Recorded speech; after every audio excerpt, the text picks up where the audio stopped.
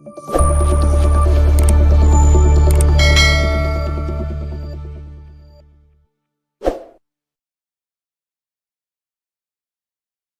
గురుభ్యో నమః. శ్రీమాత్రే నమః. శ్రీ వేదగాయత్రి జ్యోతిష్య వేదికకు స్వాగతం, సుస్వాగతం. నా ఛానల్ వీక్షిస్తున్నటువంటి వీక్షకులందరికీ కూడా శుభాభివందనాలు. ఈరోజు మనము ఒక వ్యక్తి ఇల్లు అమ్మాలనుకున్నా లేదా ఇల్లు కొనాలనుకున్నా ఏ గ్రహాల యొక్క అనుకూలతలు అనేవి ఉండాలి అనే అంశాన్ని మనం ఈరోజు చర్చించుకుందాం. సాధారణంగా ఇక్కడ మనం గమనించినట్లయితే ఒక వ్యక్తి యొక్క జాతకంలో లేదా ఒక వ్యక్తి యొక్క జీవితంలో అతను ఇల్లు అమ్మాలనుకున్నా లేదా ఇల్లు కొనాలనుకున్నా, ఇల్లు కట్టాలనుకున్నా, ఆ యొక్క జాతకుని యొక్క జన్మ జాతక చక్రంలో ఏ భావాన్ని మనం పరిగణలోకి తీసుకోవాలని అనే విషయాన్ని మనం పరిశీలనలోకి తీసుకున్నప్పుడు ఇల్లు కట్టాలనుకున్నా లేదా ఇల్లు అమ్మాలనుకున్నా ప్రధానంగా మనం జన్మ జాతకంలో 4వ భావాన్ని పరిశీలించాలి. ఎందుకంటే ఇక్కడ 4వ భావం అనేది కొన్ని రకాల కారకత్వాలకి ఇక్కడ ప్రాధాన్యత వహించడం జరుగుతుంటుంది. ఏంటిది ఆ కారకత్వాలు? 4వ భావం అనేది సాధారణంగా అది తల్లిని గురించి ఇండికేట్ చేస్తుంటుంది. తర్వాత 4వ భావం అనేది జన్మస్థానాన్ని ఇండికేట్ చేస్తుంటుంది. తర్వాత 4వ భావం అనేది జనరల్గా అది వాహన యోగాన్ని ఇండికేట్ చేస్తుంటుంది. దీంతో పాటు ఇక్కడ మనకు 4వ భావం అనేది కంఫర్ట్నెస్, జీవితంలో ఎంత కంఫర్ట్గా జీవితం అనేది సాగిపోతుందనే విషయాన్ని తెలియజేస్తుంది. అదేవిధంగా ఈ అన్ని అంశాలతో పాటు 4వ భావం అనేది గృహాన్ని కూడా ఇండికేట్ చేస్తుంది. అంటే ఒక వ్యక్తి జాతకంలో ఇల్లు కట్టుకునే యోగం ఉందా లేదా అనే విషయాన్ని 4వ భావం ద్వారా మనం పరిశీలన చేయవచ్చు. అయితే ఇక్కడ ఈ 4వ భావాన్ని బేస్గా చేసుకొని ఇల్లు అమ్మదలుచుకున్న వ్యక్తి ఎప్పుడు తన యొక్క ఇంటిని అమ్మడానికి అవకాశం ఏర్పడుతున్న విషయాన్ని కూడా మనము 4వ భావం నుంచి పరిశీలన చేయాలి. ఇది ఎలా సాధ్యం అంటే ఇక్కడ చూడండి, 4వ భావంతో పాటు ఇక్కడ మనం 3వ భావాన్ని కూడా మనం పరిగణలోకి తీసుకోవాలి. ఎందుకు 3వ భావాన్ని గురించి నేను ఇక్కడ చర్చిస్తున్నానంటే 4వ భావానికి 3వ భావం అనేది ఏమవుతుంది? వ్యయం అవుతుంది, వ్యయభావం అవుతుంది. వ్యయం అంటే ఇక్కడ మనకు తీసివేయడం లేకపోతే దాన్ని అమ్మివేయడం. కాబట్టి ఇక్కడ ఇంటిని అమ్మాలి అన్నప్పుడు ఇల్లు అనేది 4వ భావాన్ని చూపిస్తే, ఇంటిని అమ్మేయడం అనేది 4వ భావానికి వ్యయభావమైనటువంటి 3వ భావం ఇండికేట్ చేస్తుంటుంది. కాబట్టి ఇల్లు అమ్మాలనుకున్నటువంటి వ్యక్తి ఎప్పుడు ఆ ఇంటిని అమ్ముతాడని మనం పరిగణలోకి తీసుకోవాలనుకున్నప్పుడు మనం ఖచ్చితంగా ఆ వ్యక్తి యొక్క జన్మ జాతకంలో 3వ భావాన్ని పరిశీలన చేయాలి, దాన్ని కన్సల్ట్ చేసుకోవాలి. అంటే ఇక్కడ మనకు 4వ భావానికి 2వ భావంతో, 11వ భావంతో, 3వ భావంతో సంబంధం ఏర్పడ్డప్పుడు గోచారంలో ఆ వ్యక్తి ఆ ఇంటిని అమ్మడానికి అనుకూలతలు అనేవి సపోర్ట్ చేయడం జరుగుతుంది. ఈ 3వ భావానికి గోచారంలో సపోర్ట్ వచ్చినప్పుడు ఇల్లు అమ్మడం అనేది సాధ్యపడుతూ ఉంటుంది. అయితే ఆ ఇల్లు అనేది తన యొక్క సొంతంగా నిర్మించుకున్న ఇల్ల, లేకపోతే తన యొక్క పూర్వీకుల నుంచి వచ్చినటువంటి ఇల్ల, తన యొక్క వంశం పారంపర్యంగా తనకు సంప్రాప్తించిన ఇల్ల అనే విషయాన్ని కూడా మనం ఇక్కడ జ్యోతిష్ శాస్త్రంలో మనం ఇక్కడ పరిశీలన చేయవచ్చు. అది ఎలా అంటే ఇక్కడ చూడండి, నేనేం చెప్పాను, ఇక్కడ 3వ భావం అనేది 4వ భావానికి వ్యయభావం అవుతుంది. కాబట్టి ఇల్లు ఎప్పుడు అమ్ముడుపోతుందనే అంశాన్ని మనం 3వ భావం నుండి పరిశీలన చేయవచ్చు అని చెప్పారు. ఇక్కడ మనకు 3వ భావానికి ఆపోజిట్ భావం ఏంటిది? ఇక్కడ 9వ భావం. 9వ స్థానం లేదా 9వ భావం అని ఏం చెప్తుంది? ఇక్కడ మనకు పితృస్థానాన్ని చెప్తుంటుంది, లేదా పితృ సంబంధితమైనటువంటి ఆస్తులను గురించి చెప్తుంది, లేదా వంశం పారంపర్యంగా వచ్చేటటువంటి లక్షణాలని, ఆస్తులని, ప్రాపర్టీస్ని కూడా మనము 9వ భావం ద్వారా ఇండికేట్ చేయొచ్చు. మరి ఇక్కడ 3వ భావానికి ఆపోజిట్లో 9వ భావం ఉంది. కాబట్టి ఆ అమ్మేటటువంటి ఇల్లు వంశం పారంపర్యంగా వచ్చిన ఇల్లా అని మనం పరిగణలోకి తీసుకున్నప్పుడు అది 9వ భావాన్ని మనం పరిగణలోకి తీసుకోవాలి. అంటే ఇక్కడ మనకు ఇల్లు అమ్ముతున్నప్పుడు ఈ యొక్క 3, 4, 2, 11 భావాలతో పాటు 9వ భావానికి కూడా కనెక్షన్ అనేది వచ్చిందనుకోండి. సో ఖచ్చితంగా ఆ ఇల్లు ఏదైతే ఉందో ఆ ఇల్లు అనేది అతనికి తన యొక్క పూర్వీకుల నుంచి వచ్చినట్టు ఇల్లుగా మనం పరిగణలోకి తీసుకోవాల్సి ఉంటుంది.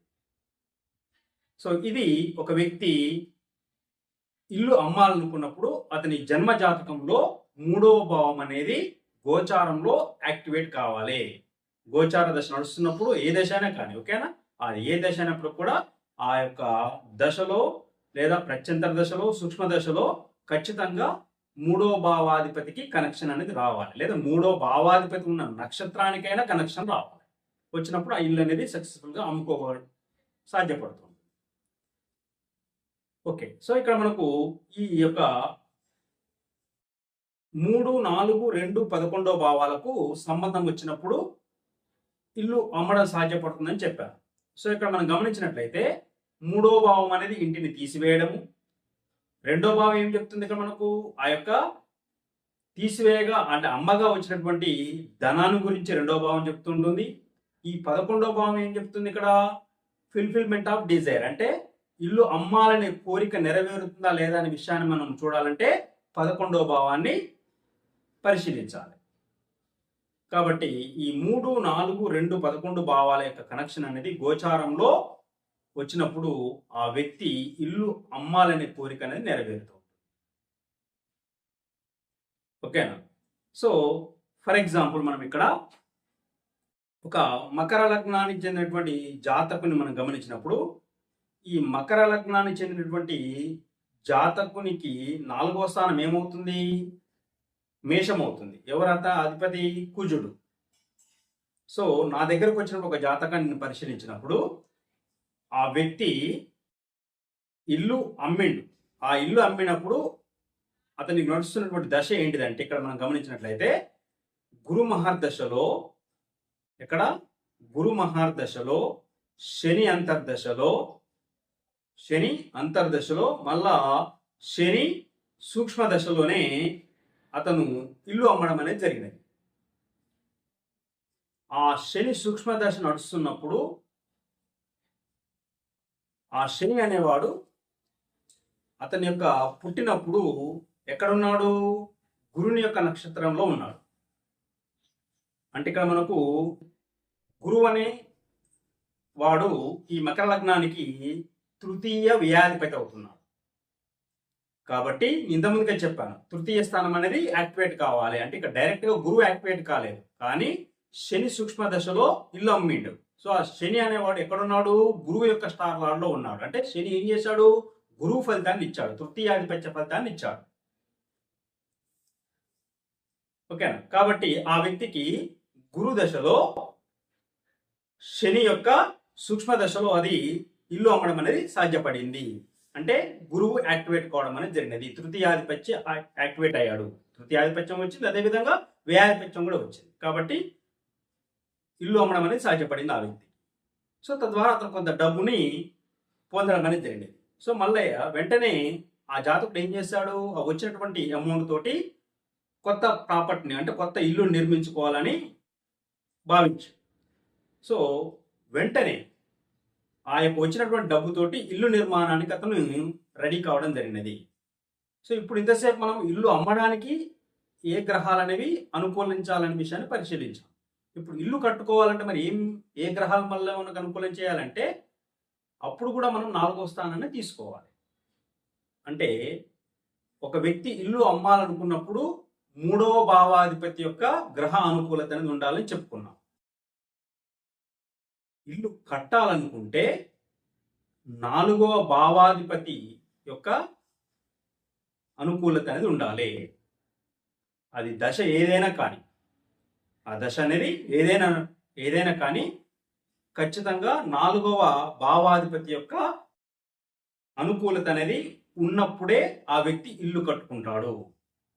సో ఇప్పుడు ఇదే జాతకుని మనం గమనించినప్పుడు, మకర లగ్న జాతకుని గమనించినప్పుడు అతను అమ్మినటువంటి ఇల్లు యొక్క డబ్బుల్ని వెచ్చించి ఇల్లు కట్టుకోవడం జరిగినది.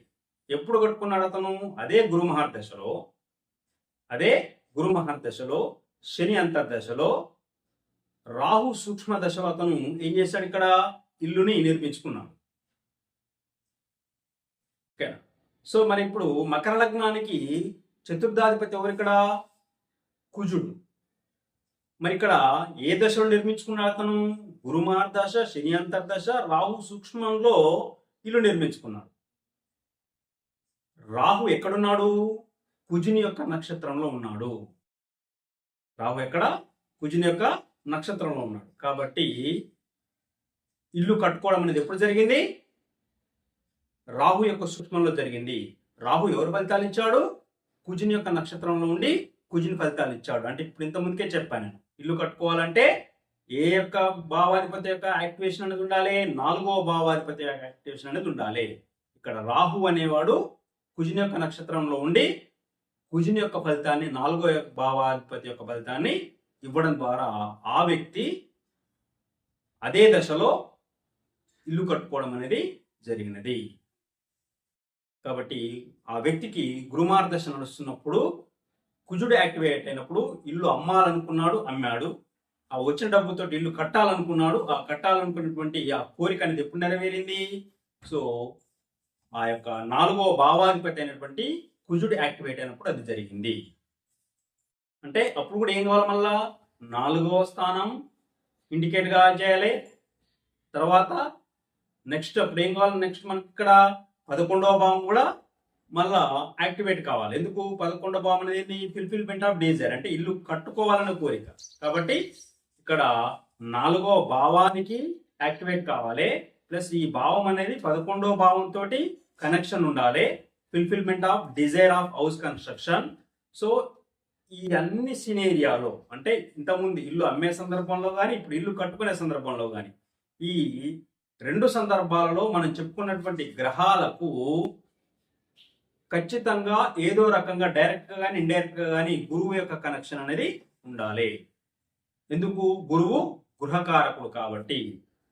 ఇంతకుముందు చెప్పుకున్నటువంటి భావాధిపతులతో పాటు ఇక్కడ గురువు యొక్క కనెక్షన్ కూడా వచ్చినప్పుడు ఆ వ్యక్తి ఇల్లు అమ్ముకోవడము, ఇల్లు కట్టుకోవడం అనేది జరుగుతూ ఉంటుంది. కాబట్టి ఇక్కడ చతుర్థాధిపతికి వ్యయాధిపతి అయినటువంటి 3వ అధిపతి దశ వచ్చినప్పుడు వ్యక్తి ఇల్లు అమ్ముకోవడం అనేది సాధ్యపడుతూ ఉంటుంది. చతుర్థాధిపతి యొక్క దశలో కానీ, చతుర్థాధిపతి ఉన్నటువంటి నక్షత్రాధిపతి దశలో కానీ వ్యక్తి ఇల్లు కట్టుకోవడం అనేది సాధ్యపడుతూ ఉంటుంది.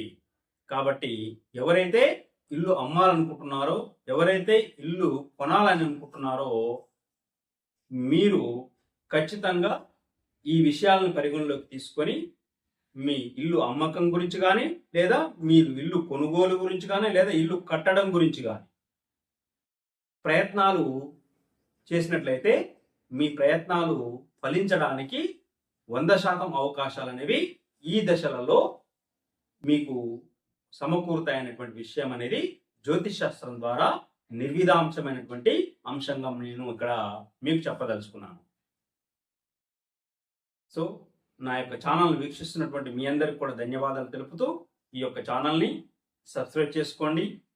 మీ యొక్క బంధుమిత్రుల యొక్క గ్రూప్స్లో షేర్ చేయండి. తర్వాత అదేవిధంగా ఖచ్చితంగా మర్చిపోకుండా లైక్ చేయండి, సబ్స్క్రైబ్ చేసుకోండి. Thank you one and all.